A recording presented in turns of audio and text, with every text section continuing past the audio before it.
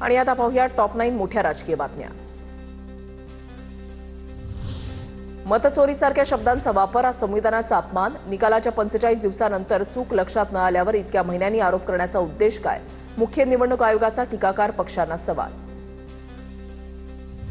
राहुल गांधींनी मतचोरीच्या आरोपांबाबत 7 दिवसांमध्ये प्रतिज्ञापत्र द्यावं, अन्यथा निराधार आरोप केल्याप्रकरणी देशाची माफी मागावी, मुख्य निवडणूक आयोगाचा आव्हान। खोटे आरोप करून मतदारांची दिशाभूल होतीये, मात्र आम्ही बेधडकपणे गरीब, श्रीमंत, ज्येष्ठ, महिला, तरुण अशा सर्व मतदारांच्या पाठीशी खंबीरपणे उभे आहोत, मुख्य निवडणूक आयोगानं राहुल गांधींना सुनावलं। निवडणूक आयोगासाठी सर्व पक्ष सारखेच, आयोग कोणत्याही राजकीय पक्षामध्ये भेदभाव करत नाही। राजकीय पक्षांच्या तक्रारीनंतरच मतदार याद्यांची तपासणी सुरू, त्रुटी दूर करण्यासाठी बिहारमध्ये एसआयआर, विरोधी पक्षातील नेत्यांच्या आरोपांवर निवडणूक आयोगाचं स्पष्टीकरण। लोकसभेत आम्ही जिंकलो, त्यानंतर 4 महिन्यांनी तिथे भाजप जिंकते। महाराष्ट्रामध्ये 1 कोटी नवे मतदार निवडणूक आयोगानं जन्माला घातले, जिथे मतदान वाढलं तिथे भाजप जिंकली। बिहारमधून राहुल गांधींचा हल्लाबोल।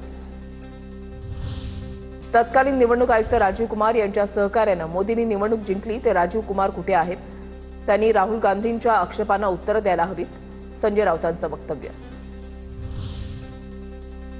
मतचोरीच्या आरोपांवरून बच्चू कडूंचा खळबळजनक दावा, मत न देणाऱ्या मतदारांना यादीतून वगळण्याची ऑफर होती, सरकारमधीलच काही लोकांनी ऑफर दिल्याचा बच्चू कडूंचा दावा।